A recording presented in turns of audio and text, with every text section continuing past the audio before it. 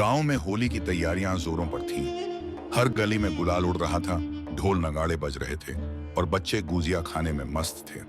लेकिन उसी गांव की एक तंग गली में मिट्टी के चबूतरे पर बैठी रतन कुमारी की आंखों में आंसू थे। 8 महीने की गर्भवती रतन के लिए ये त्योहार कोई खुशी लेकर नहीं आया था।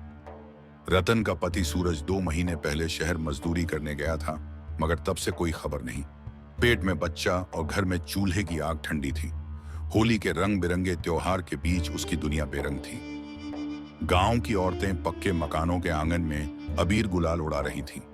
चूड़ीदार लहंगे और झालरदार ओढ़नियों में वे किसी अप्सरा से कम नहीं लग रही थीं। लेकिन रतन के लिए त्योहार का मतलब बस वही पुरानी घिसी हुई साड़ी और चूल्हे पर सूखी रोटी थी। होली की रात जैसे जैसे नजदीक आई, गांव के चौक में लकड़ियों का ढेर इकट्ठा हो गया। बच्चे और बूढ़े, औरतें और जवान सब होलिका दहन के लिए जुट गए। लेकिन रतन अपने छोटे से घर में चुपचाप बैठी थी। उसे बाहर जाने की हिम्मत नहीं हो रही थी। तभी उसकी पड़ोसन पन्ना देवी आई, जिसकी जुबान तेज थी मगर दिल सोने का था। रतन, तू होली नहीं देखेगी? पन्ना ने पूछा। काहे की होली दीदी? चूल्हे में आग नहीं, हाथ में पैसे नहीं और तन पर कपड़े तक नहीं, रतन ने धीरे से कहा। पन्ना को उसकी हालत देखकर तकलीफ हुई। उसने रतन की हथेली में 2 मुट्ठी गेहूं रख दिया। ले बहन, होली का त्योहार है, कुछ बना लेना। रतन की आंखें छलछला गईं। चौपाल की होली और इंसानियत की आग। गांव के चौपाल में होलिका दहन की आग धू धू करके जल उठी। बच्चे ढोल बजा रहे थे, लोग नाच रहे थे। लेकिन तभी चौपाल के कोने में बैठे एक बुजुर्ग बाबा की नजर रतन पर पड़ी। बेटा, तू यहां अकेली क्यों बैठी है? बाबा ने पूछा। रतन की आंखों में आंसू थे, मगर उसने कुछ नहीं कहा। बाबा समझ गए कि कुछ तो तकलीफ है। अरे, होली तो मिलकर मनाने का त्योहार है। देख, भगवान राम को भी जंगल में होली खेलनी पड़ी थी, लेकिन उन्होंने अपने लोगों का साथ नहीं छोड़ा, बाबा ने कहा। तभी गांव के ठाकुर साहब आकड़ में रहते थे, बोले, बाबा, त्योहार तो पैसे वालों के लिए होता है, गरीब के लिए क्या? बाबा ने लंबी सांस ली और बोले, ठाकुर, इंसानियत से बड़ा कोई रंग नहीं। एक गरीब को होली की खुशी देना ही असली त्योहार है। लोगों ने बाबा की बात सुनी और धीरे धीरे समझने लगे। गांव का रंग और बदलता समाज। गांव की औरतों ने मिलकर रतन के लिए कुछ कपड़े और मिठाइयां इकट्ठी की। एक बुजुर्ग दादी ने उसे हलवा दिया, किसी ने रंग लगा दिया। रतन ने पहली बार महसूस किया कि वह अकेली नहीं थी। तभी अचानक गांव की गलियों में एक आवाज गूंजी, रतन! रतन ने चौंक कर देखा। सामने सूरज खड़ा था, धूल से सना, थका हारा मगर आंखों में खुशी। तू आ गया? रतन की आवाज लड़खड़ा गई। हाँ रतन, मैं अब तुझे और तकलीफ नहीं होने दूंगा। गांव वालों ने ताली बजाई, ढोल बजाए और रतन और सूरज पर गुलाल उड़ा दिया। उस दिन गरीब की होली ने दिखा दिया कि त्योहार सिर्फ पैसे से नहीं, दिलों के मेल से मनाए जाते हैं।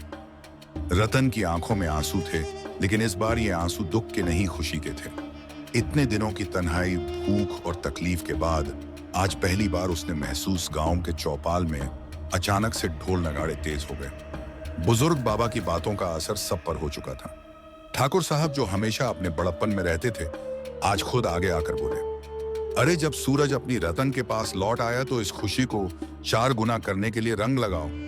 और देखते ही देखते गांव की औरतों ने रतन के माथे पर गुलाल मल दिया। बच्चे खुशी से नाचने लगे।